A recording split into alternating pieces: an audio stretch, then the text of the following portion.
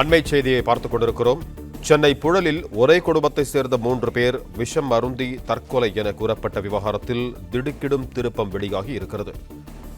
2 மகன்களுடன் lorry அதிபர் விஷம் அருந்தி தற்கொலை செய்து கொண்டதாக கூறப்பட்ட நிலையில் மரணத்திற்கான காரணம் வெளியாகி இருக்கிறது.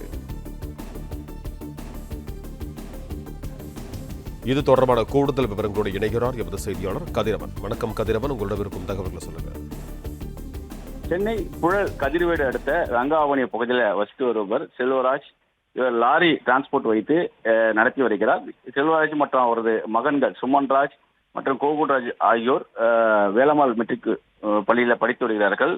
நேற்று இரவு இவர்கள் மூவரும் தனி அறையிலும், அதே போல அவரது தாயார், அதாவது செல்வராஜுடைய மனைவி மற்றும் மற்றொரு மகள் உள்ளிட்டோர் தனி அறையிலும் படுத்து உறங்கியிருக்கிறார்கள்.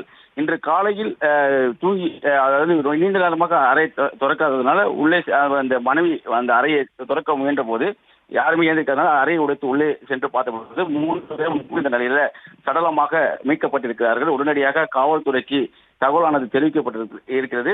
காவல்துறையினர் விரைந்து வந்து உடலை கைப்பற்றி விசாரணை மேற்கொண்டார்கள். முதலில் மூவரும் தற்கொலை செய்து கொள்ளலாம் என்ற ஒரு தகவலானது வெளியானது.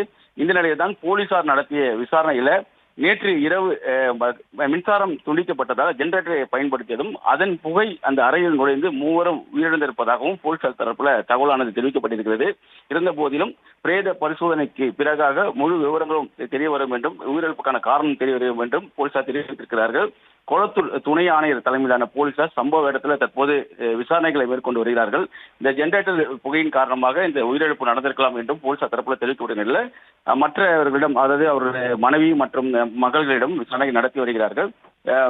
இந்த ஜெனரேட்டர் புகையின் காரணமாக இந்த உயிரிழப்பு நடந்திருப்பதாக முதற்கட்ட தகவல்கள் கிடைக்கப்பட்டிருக்கிறது. தொடர் விசாரணை நடைபெற்று வருவதும் காவல்துறை தரப்புல தெரிவிக்கப்பட்டிருக்கிறது.